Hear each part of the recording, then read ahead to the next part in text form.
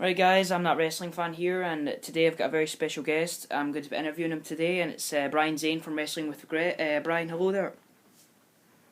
Hey there, how you doing, Stephen? Fine, yeah, thanks. And I'm just going to go straight into asking you questions now, because, well, I've got a lot to talk about. So I wanted to get straight into it. How's your YouTube channel going? How's it going? YouTube channel's going great. Yeah. I just recently celebrated 100,000 subscribers. That's right. It's growing every day, and things are going really well. Yeah, that's good. Getting ready to go to WrestleMania and WrestleCon next week. It should be a really good time. That's right. That's good. And I'd also like to ask, out of curiosity, Wrestling with Wregret is such a it's quite a clever name. It's quite, easy to remember. I wanted to ask, how did you come up with the name in the first place? I mean, it's quite a cool name. I couldn't really tell you the aha moment I had for coming up with it. I mean, I was trying to come up with, when I was coming up with my show, I wanted to come up with a name for it. I didn't want to rely on my name being involved in it so much, like the Brian Zane Show or In the Brain of Zane. I thought that'd be kind of hokey, and so I wanted to do something. I was kind of thinking like wrestling with something. What could I do for the third word? Because there are some other things out there in the internet that is wrestling with something, wrestling with blank, and so I wanted to have something kind of stood out. And then I realized I wanted something alliterative, so I had to come up with a good R word. And regret sounded good, but then there's the R there, so I thought it'd be clever if I put a W there in front of it. So that's pretty much how, it came to be. I mean, I might be missing some details, but that's kind of how, that's my mindset, basically. That's cool. And I'd also like to ask you, what's your favourite WWE commentator? Because obviously the commentating right now is obviously not, well, it's, in my opinion, a lot of other people's opinions, not very good. But that's not necessarily the broadcast team's fault. But I'd like to get your opinion on your favourite WWE in particular play-by-play guy. Well, I mean, of all time, you can't go wrong with Jim Ross. Yeah. I always liked his style. He and heel Jerry Lawler were very good together. I guess of today's announcers, even though I haven't heard too much of him, I really like Mauro Ranallo from SmackDown. Even though at times he sounds kind of like an old-timey carnival barker, I think he definitely does a very good job calling the match. He tells a good story. Yes, he is quite good. He a lot of people are liking him. Hopefully he'll be doing WrestleMania 32. Hopefully. So anyways, I'd like to ask you, what's your favorite WrestleMania of all time?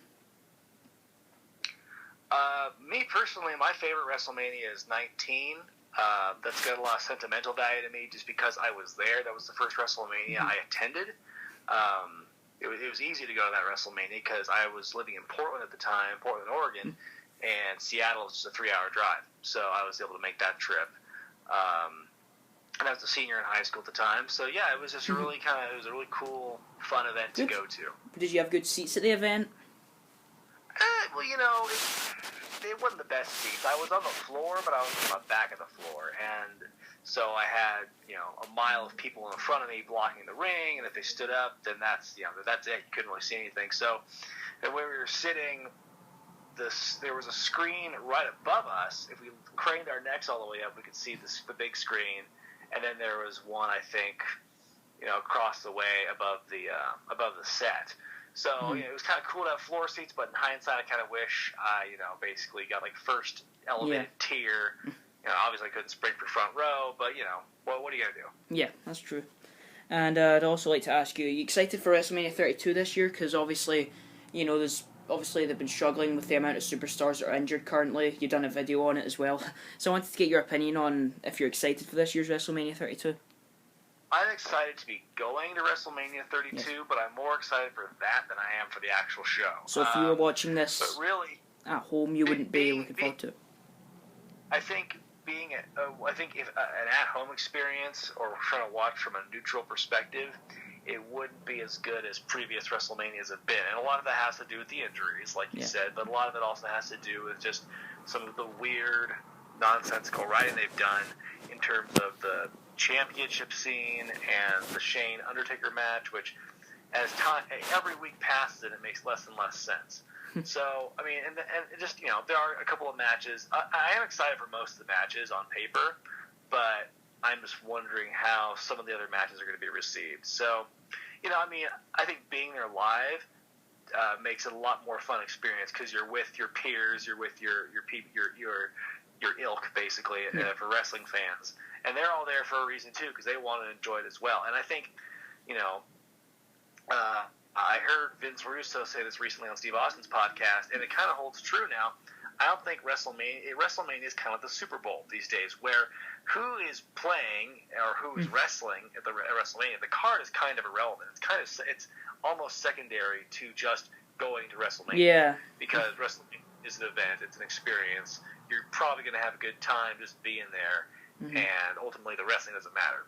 So I think it's just going to be a fun time there. Yeah, that's good. And you have you got good seats? Well, does it look like you've got good seats for this year's Mania? Well, that's it's a matter of perspective because my friend and I, Jay Biggs, who and your video, he and I are going to WrestleMania this year, and we're just we slacked on getting tickets the day of sale, so I had to go to StubHub, and based on our budget, we basically decided we could get. We could spend X number of dollars on seats, and through StubHub we could only get like the nosebleeds. So we wound up paying like double the value of them thanks to the vultures at StubHub. But it's going to be pretty high up there. But at the same time, AT&T Stadium has like the largest indoor screen in the universe, so we're going to be able to see pretty well what's going on. We're not going to really be missing out, and at least we'll be able to see the set this time. Last year we were at WrestleMania 31.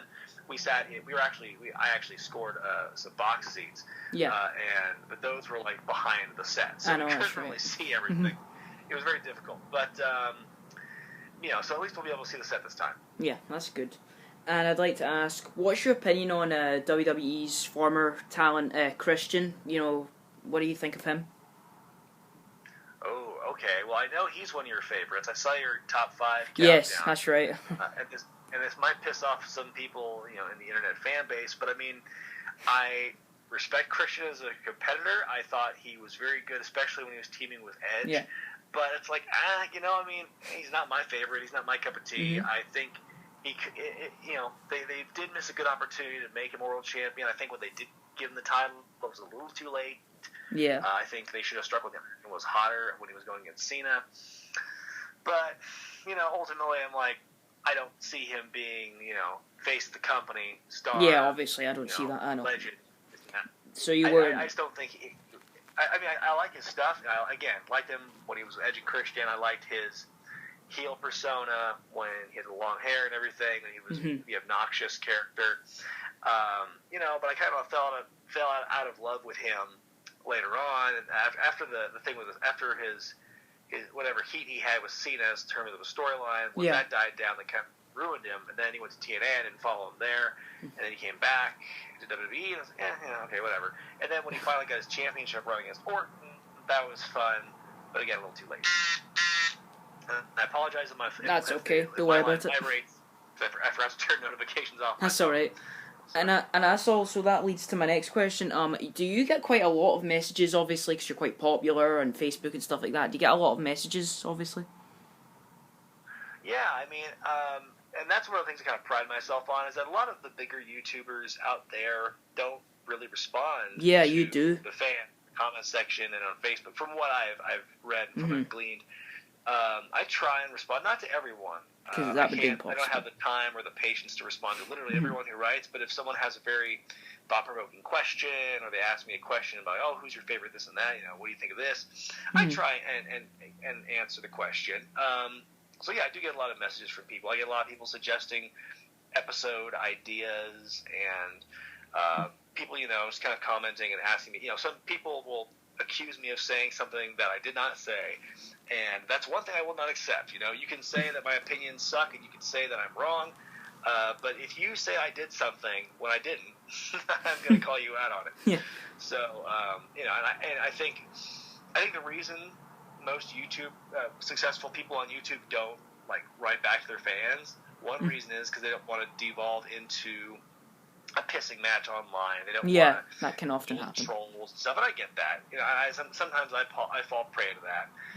It's just the nature of the business of being in the internet, and being someone on the internet. So I try to pick my battles, basically. Yes, that's good. And I also wanted to ask, out of all the Undertaker's WrestleMania matches, what would be your favourite one out of all his matches? All his WrestleMania matches. I mean, I know that his best WrestleMania match, objectively, was probably against Shawn Michaels. 25. 25. So I probably have to say that.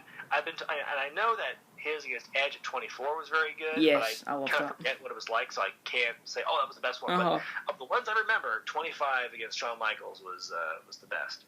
So is that your favourite? Yeah. Yeah, cool. I think it's told the best story, and I think pretty much, I'd say from 25 to 29 were some of his best matches at WrestleMania. There's against Shawn Michaels, Triple H, but I mean they're all good workers, and especially with CM Punk at 29, you could kind of almost say, well, gosh, maybe this is the year, maybe this is the time. I feel like every year it almost feels like a last-minute decision. It did up until the streak was broken. Because, I mean, the matches were so good and so close, you almost thought maybe this was the time. But, yeah, I think 25 was the best of those, of those four. Yeah, a lot of people think that. And it is I can definitely agree. I can definitely see why people would go with that. And I'd also like to ask, what did you think of The Undertaker versus Brock Lesnar at WrestleMania 30? I mean, just the match itself, not the ending of the streak. I want to get into that later, but just the match itself. When I watched it the first time, I thought it was a good match. I thought it was an okay match. Yeah. But then when I look back when I watched a second time, a week later, I'm like, this match doesn't really hold up. Because you can tell, because Undertaker gets hurt early on, and they have to fight through it the rest of the time. Definitely. And so it's, it lost a lot of its luster. Once you kind of watch it when you're not looking at it for the first time. And yeah, I mean that match itself wasn't good, but I mean I've always maintained that wrestling is not about the match. It's not about the matches so much. It's not always about the match quality. It's about the moments. And I think that the moment of Lesnar beating the Undertaker at WrestleMania, just that wipes away any of the bad karma done by the match itself. I think the moment was just an amazing moment in wrestling history and WrestleMania history that it supersedes the subpar match quality. That's good. And I would also okay because those two would fight in later matches this last year, and they were totally better than the WrestleMania matches. What would you say out of the Hell in a Cell match and the SummerSlam match? In my opinion, I thought the SummerSlam match was better, but what's your opinion on that out of those two matches? Well, of the two, I would actually give it to Hell in a Cell was a better match for me because I like the element of danger involved in the cell. Yeah. I popped big time when they tore off the canvas. Oh, yeah. The choke slam onto the planks, because anyone who's never taken a bump before doesn't understand how much a bump can actually hurt you. Even if you've done it 1,000 times, and even if you're on padding, a bump can rock your body. And you would know. These guys, obviously, they're veterans. I know it firsthand. And so, and these guys, obviously, when you bump enough, that's actually the least painful part of wrestling.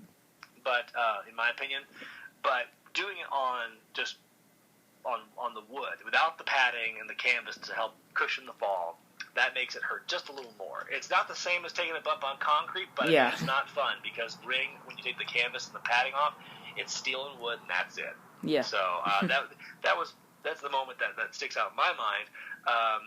But yeah, I think that match in general, was just it was a really strong match. Yeah, it was quite a good Hell in a Cell match.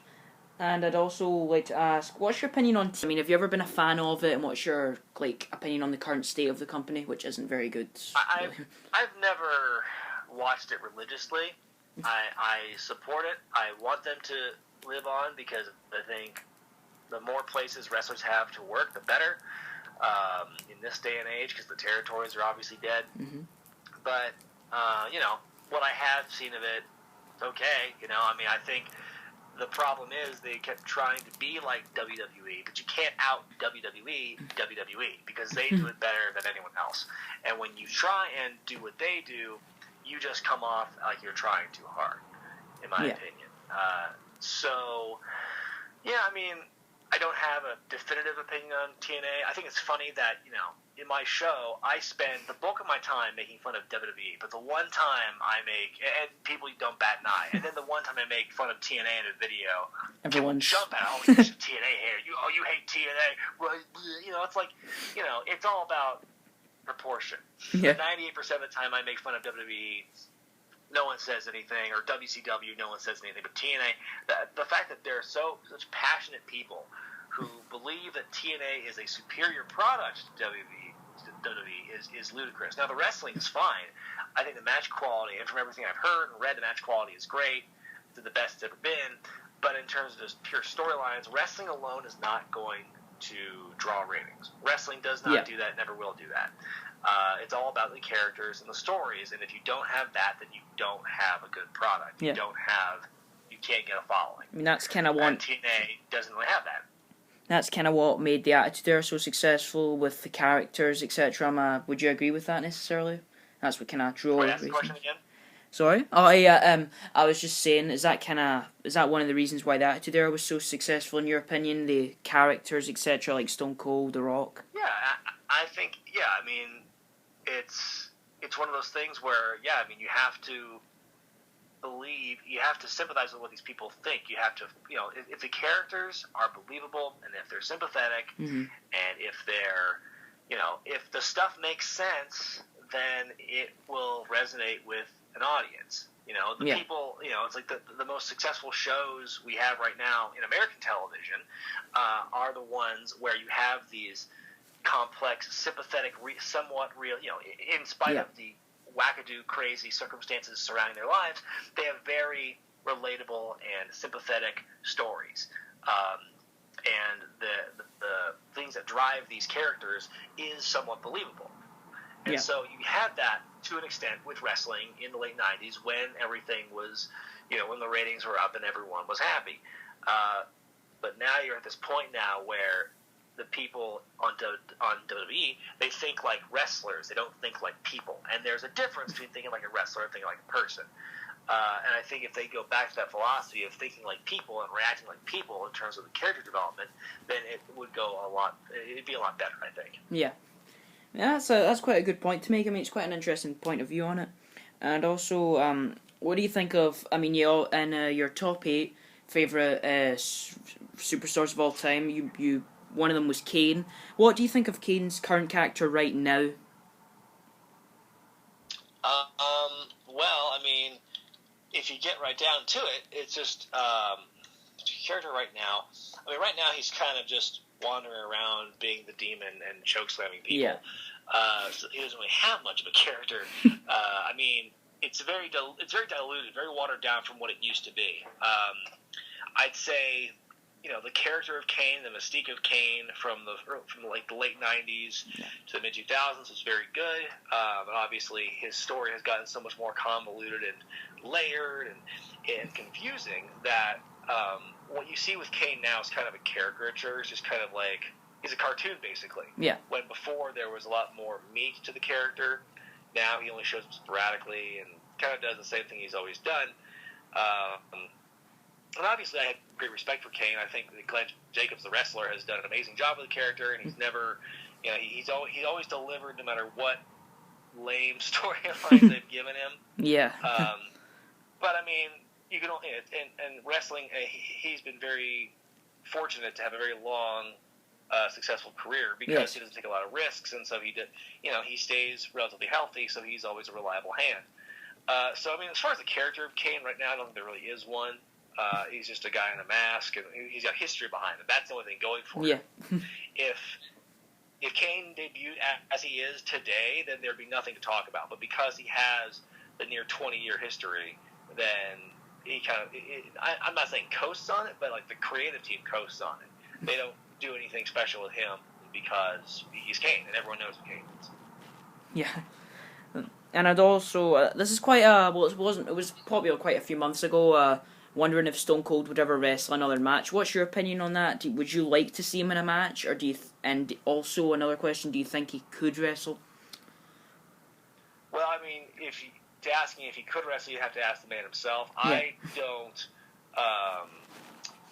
I think the ship has sailed. If he wasn't going to wrestle this year, I don't think he's going to wrestle at all. I think he has said in interviews in the past he has something left to prove. Mm-hmm. So I don't see it happening. Like, I was lucky enough to see him in his last match at WrestleMania 19. That's right. So, again, it's like he's done everything he can do. I don't know what another match would prove. I mean, he would get a big nostalgia pop. But again, if it's not going to happen at WrestleMania 32 in Dallas, it's never going to happen. I think with him being as old as he is, probably as limited as he is, considering he hasn't taken a bump and he hasn't worked a match in several years, I just don't see it happening anymore. And it's one of those things where I think you have to focus on the here and now and the future. You can't keep going to the well of guys from the past. Because as fun as it is, it's like candy, it's sweet and sugary. Yeah. You like it for the short term, but in the long term it doesn't help you out. Yeah, that's good. That makes sense, because, I've heard from what I've heard Austin saying, he could go 3 more years if he wanted to. Have you heard of that anywhere? Did I hear that? No. I hadn't heard that. I mean, I heard the thing where he says he's got nothing to prove. Yeah. And I know that they almost started building to that, like last year when they had Heyman on the podcast. Steve Austin podcast. That led to nothing, basically. It was quite a... Right. It's too bad that it ended on that note, and it made you think, oh God, it's like going to happen, and then it didn't happen.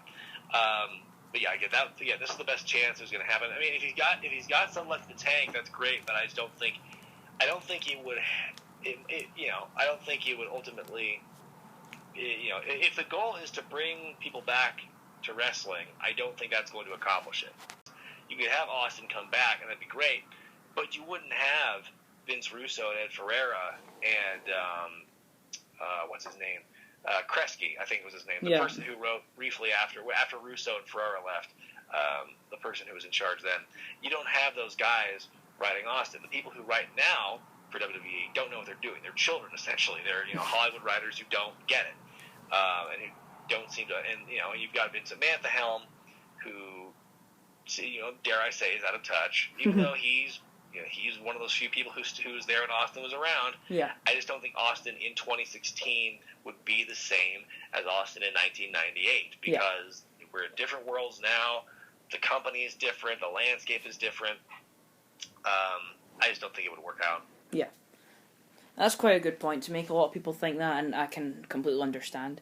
And I was going to ask, have you ever stopped watching WWE? Have you ever just kind of went, right, I've had enough, you've stopped watching it? Has that ever happened? Technically, I don't watch WWE these days. I mean, I follow it online very closely because I don't have cable, and I don't have the time to go to Hulu. Well, I might as well phrase that differently. I better phrase that differently for you then. Because that is a good point you made there. How about, have you ever stopped being a fan of WWE? Like, stopped following it, etc.? No, I've never totally stopped following it. I don't really watch it on television because I don't have cable and I don't watch Hulu, but I read the results every week, and I watch the occasional YouTube clip if it interests me, if I have to see the visual to go with it. But no, there's never been a point where I stopped watching entirely. There have been points where I turned off the TV because I couldn't believe how stupid things were. Yeah. Like when the Katie Vick thing happened. That was the first time. The first time as a fan, I actually changed the channel. I said, "This is dumb. Why am I watching this?"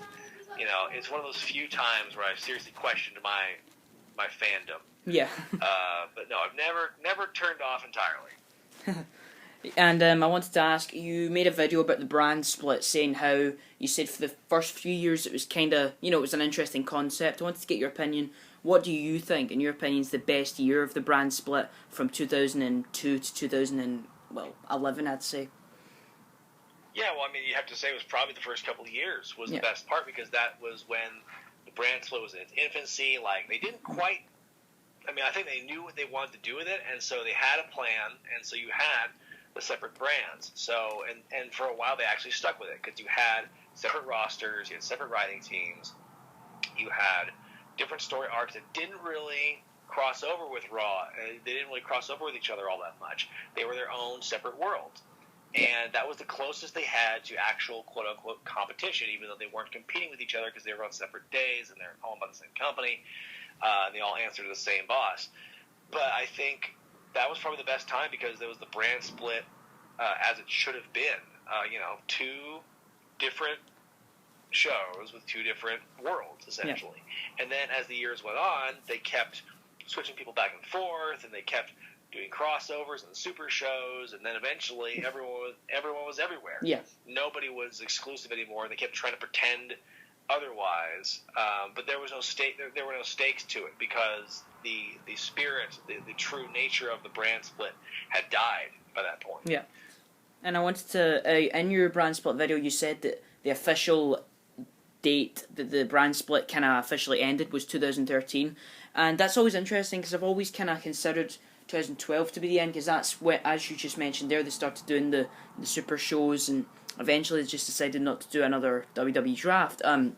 Do you think the brand split kind of officially ended in 2013 because of the titles been merged together? I'd like to get your opinion on that. Yeah, I think. And when the brand split ended, I think the more I think about it, 2011 is probably the more correct time, just based on how they booked the shows. But to me, since the spirit of the brand split was in the two different championships, and those didn't get merged until 2013, that's kind of when I officially, it was the last remnant of the brand split going away. The spirit of the brand split, what they were doing with the rival companies or whatever, that probably ended before that, but the official and the last vestige of the brand split ended when the championships merged in 2013. Yeah, and I wanted to ask. I know that you're not exactly, as you've mentioned before, you're not exactly a big fan anymore of WWE video games, but you have played a few. I want to get your opinion on your favorite WWE video game. Well, it's got to be No Mercy. Yeah, it's, made a music video about that. With WCW Revenge being a close second. Just because that was the closest it got to being No Mercy, but with WWE or with WCW, I should say, I think it was just kind of that perfect game where you could pick up and play. It wasn't just pure button mashing; there was a little bit of strategy involved. But it was just a fun game with a lot of different options, a lot of different ways to play. So and then obviously we've gotten to that point now, but I feel there's nothing quite as satisfying as the control scheme that No Mercy had. I think. The more advanced we get with the video games these days, the control scheme gets a little more convoluted. Mm-hmm. They keep trying to throw in little bits and bobs to, make it more of an in-depth experience, more realistic experience to what the product is now. But I don't think you really need that in wrestling because it's wrestling. Mm-hmm. So I would just say, No Mercy is probably still my favorite after all these years. Yeah. Yeah, No Mercy is quite a popular choice. You made if I'm mistaken here, correct me, you done a music video on No Mercy, didn't you? I did, yes. Yeah. So the most recent one I did it for the 50th anniversary of the game's release. Yeah, that's right. And I wanted to ask, that leads me to my next question, it's kind of similar. What's so far the funnest video you've done? What's the most enjoyable video that you've personally had the most fun doing? That's a tough one because I've done so many of them and I kind of lose track. But I mean, the one... I've really enjoyed the music videos. Mm-hmm. Those have all been fun to do because they're short and they tell a little story. Mm-hmm. I mean, I loved doing the parody of the "Do you want to build a snowman? Do you want to watch some wrestling?" Yeah, that was fun. The Meatloaf parody, I would do anything for Heat. That was great. As far as just a solid episode, I had a lot of fun. Writing and shooting stuff for this Heroes of Wrestling review I just did that just came out that's coming out this week. Uh-huh. And it's coming out this week as of this recording. I don't know when you're going to release this, but that's coming out and that was a lot of fun. Basically the stuff I've done where I've done crossovers with people from Game Show Garbage and Phaelus and What Culture, those has been a lot of fun to do just because you're branching out, you're stepping outside of what is normally your thing. And it's very rewarding to build those relationships and try and expand the audience by doing those. Mm-hmm. And obviously you do enjoy what you do.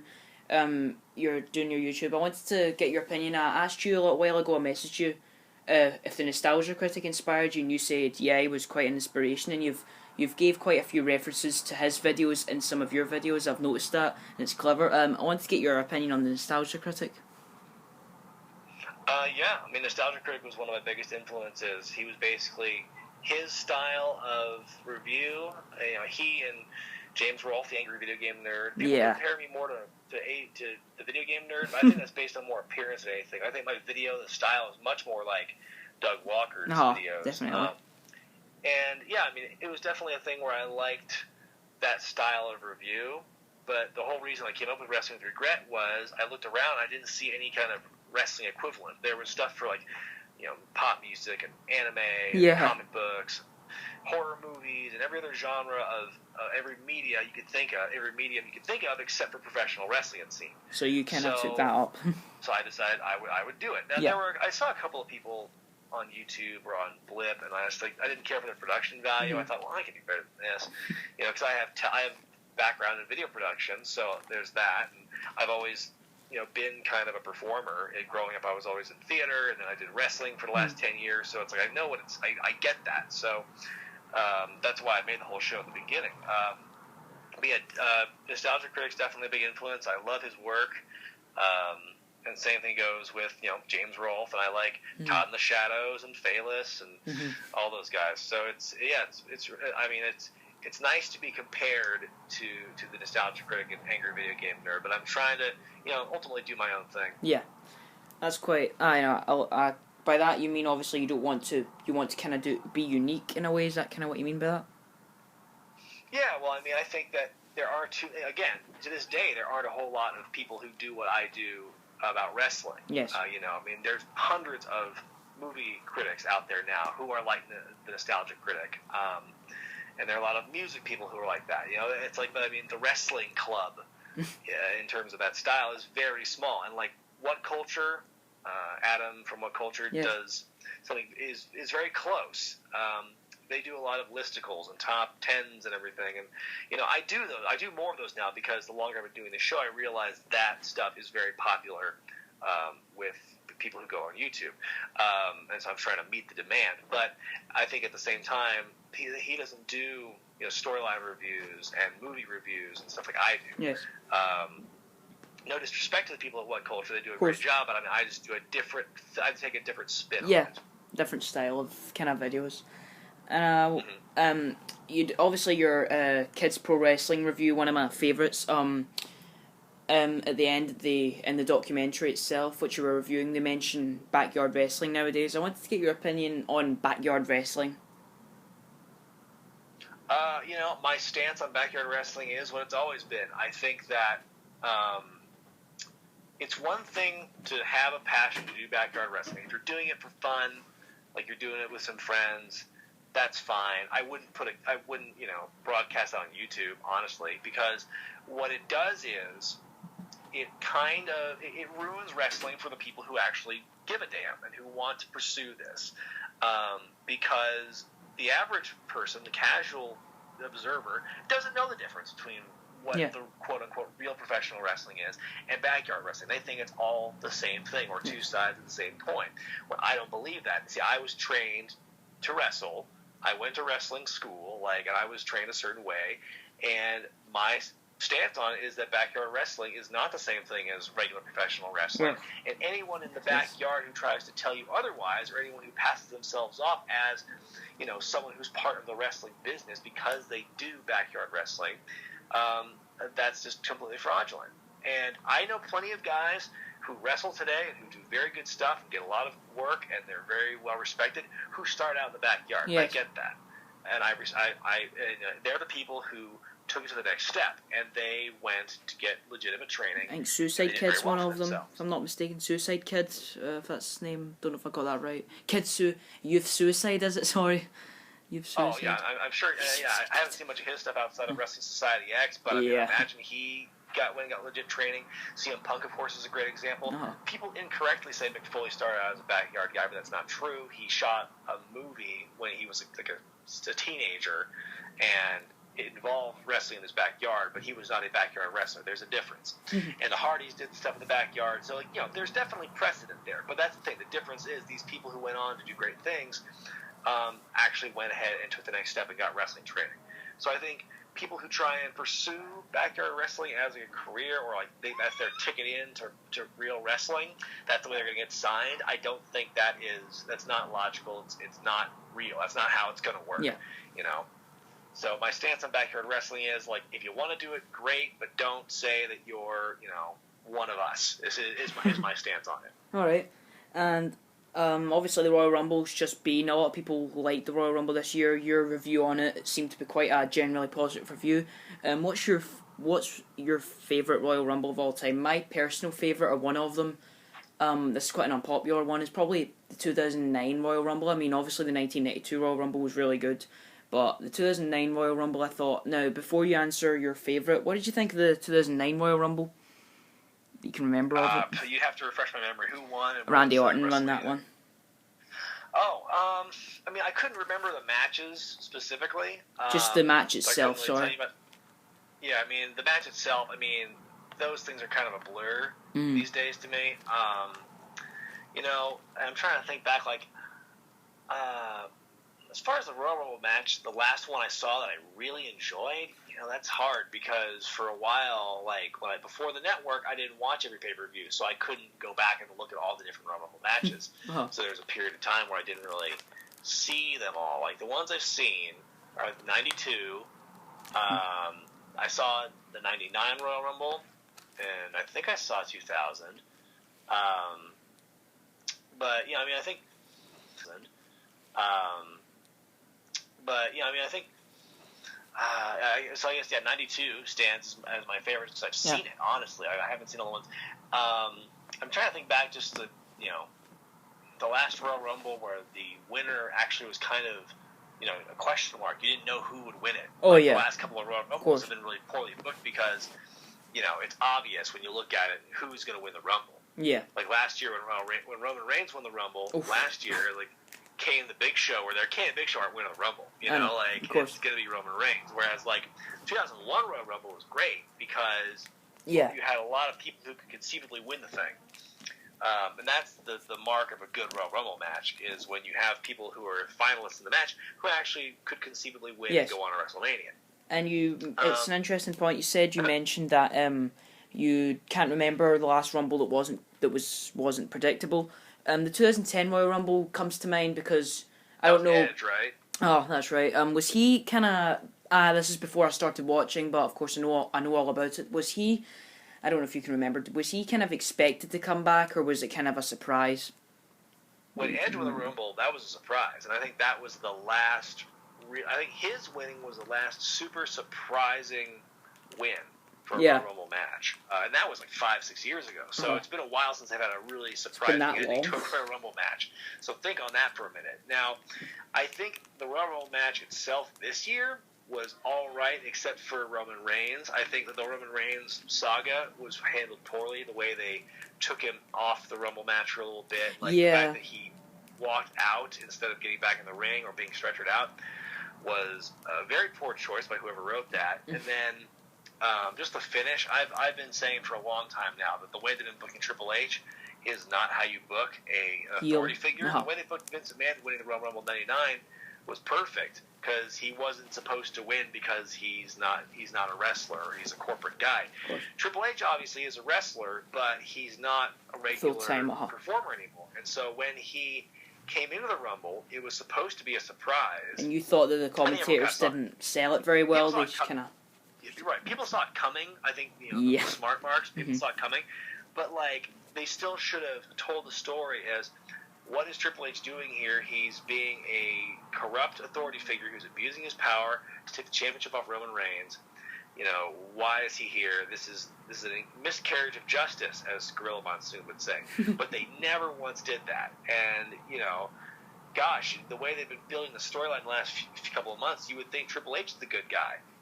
It's really bizarre how they booked it. So other than the ending, I thought the Rumble match itself this year was fine. But the ending and the way they've been booking Triple H, I just did not sit well with me. Yeah, I mean, I can definitely agree with that. And I'd like to ask you another question. Do you prefer WrestleMania outdoors or indoors? Obviously, I've just realised this. The two WrestleManias you say you've attended were both outside, if I'm not mistaken.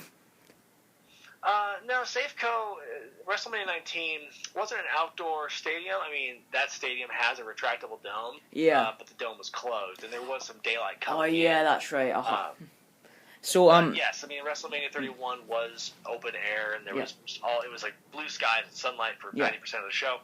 I mean, as far as what I prefer, I don't really have a preference. I think WrestleMania 31 was unique in how long the sun was out for, and it was a bright, sunny day. And, I think a couple of entrances could have looked better at night or in the dark, given to you by a closed dome stadium, which is what this year's WrestleMania is going to be. So the lighting conditions might not have been ideal, but I think it was just unique that it was like that. Yeah, honestly. So, I mean, I don't really have a preference for daytime or nighttime. I think day shows are very unique, and I kind of like to see more of that. But I don't really have a preference. Mm-hmm. And I also wanted to ask you: do you see any potential competition for WWE in the future? Because obviously that's what kind of in a way created the Attitude Era, the WCW beating WWE. So. I don't really see it happening for a number of reasons, and I'll explain that in a future video that I actually just finished writing that I'll be posting after WrestleMania. But the short of it is, we're never going to have competition again unless WWE itself improves, because once it improves and draws bigger ratings, then a rising tide will raise all ships, and that will draw more wrestling to be brought to the forefront. Because I mean, I think that I don't know if you really need wrestling companies to compete against each other to have a boom period again. Yeah. But I think it helps because it brings out the best in everyone. Of course. I just think that if WWE improves, then these cable networks that have been staying away from wrestling, and I'm talking major cable networks, like Spike TV was the last big last big cable network to have wrestling that wasn't the USA Network. Yeah. With TNA. So I think when you got TNA, you got ROH and Paragon Pro Wrestling on places like Pop and Comet and Destination America, these really small time cable networks, that doesn't do anything for wrestling. But I think another boom period won't really happen again until there's competition, and there won't be competition until WWE improves, and then that will get these other cable networks to bring wrestling to their networks to possibly compete for those ratings. Yeah. And here's a question that I brought up earlier. I says I would mention it later on in the video. Earlier on, we were talking about how predictable the Royal Rumble was. This was quite unpredictable. I thought so. A lot of people thought so. What's your opinion on the streak ending? Oh, the Undertaker streak? Yeah. I mean, I think I see why people have a problem with it, but I didn't, and I didn't have a problem with Lesnar winning it either, because I'm of the opinion that it had to have been an established person. I think if you try to give that win to someone who is young and unproven, it could have ended in disaster, because the last young guy that had the chance to beat the streak was Randy Orton at WrestleMania 21. Yeah. Looking back now, it would have been fine because he's been with the company for 10 years. But before that, who knows what's going to happen? You can't give it to a young guy because you have no idea how he's going to pan out. Like, if they let CM Punk win at WrestleMania 29, now maybe this could have prevented him from walking out, but say he did win and beat the Undertaker streak at 29, and then he walked out the next year after the Royal Rumble, that would have made everyone look stupid. So it had to be a guy who was established, who could conceivably beat the Undertaker, and who you knew, it wasn't going to ruin everything if he left. So I think Lesnar was the perfect guy for it. Honestly, he doesn't need the win, but honestly, no young guy who quote unquote needed the win would have benefited from it, because then there's all that pressure, I think. Yeah. So there's no pressure if a guy like Shawn Michaels or Triple H or Brock Lesnar beats him, because they've got nothing left to prove. It's like it's another feather in the cap, but and their legends are secured, but it's fine because you don't have to worry about losing your investment. All right, and this is one of the last questions I'm going to ask you here, Brian. Go on. All right, okay. I was going to say, what's your favorite year of the PG era, excluding 2008, because of course that wasn't a full year. Oh, I say, well, ask the question again. I'm sorry. Oh, it's okay. What's your favorite year of the PG era, excluding 2008? In my personal opinion, it was 2011. That was my first full year, and a lot of people like that year But I'd like to get your opinion on your favourite year, excluding 2008. I mean, I couldn't really tell you because the years all kind of blend together for me, and I think that's the consequence of not really watching it week to week. Mm. I mean, depending on when you say the PG era ended, because I know they say they're in the reality era. Yeah, now, I know, that's quite but confusing. I'd have to say the last couple of years, especially like the time between WrestleManias 30 and 31, were really great because that's when you had guys with the Shield coming in and really upping the quality of the matches. Daniel Bryan was there, and John Cena stepped his game up, and Bray Wyatt had good matches, and Lesnar was there making everything. Lesnar was being a badass. So Yeah. I don't have a personal best year of the PG era because I don't really have a frame of reference for it. Yeah. But I'd have to say probably the time surrounding probably WrestleMania 29 to 31 has been my best kind of time period. All right. And the last question I'm going to ask you here is, how do you come up with ideas for videos? Do you think them up? Do you write them down in a notepad? Like, how do you do that? Well, I mean, I kind of, I have like a list on my computer of like episode ideas, and I try and come up with good things to talk about each of those things. Basically, if I have a lot of jokes I can make from one particular episode, if I have a lot to say, then that's kind of how the episodes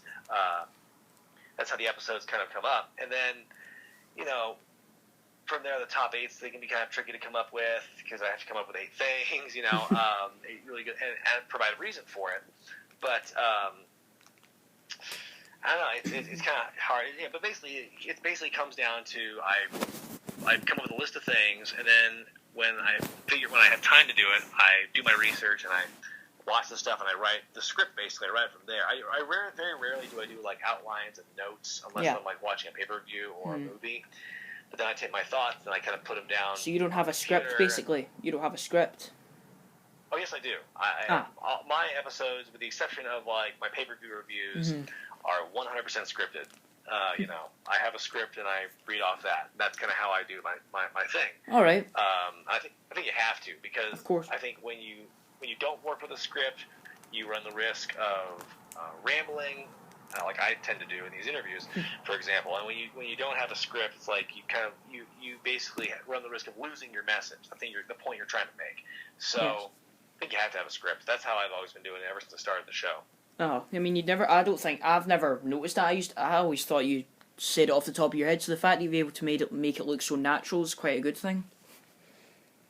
Yeah, well, again, that comes with, years of, having done writing and performing for pretty much all my life. It just comes naturally to me. Yeah.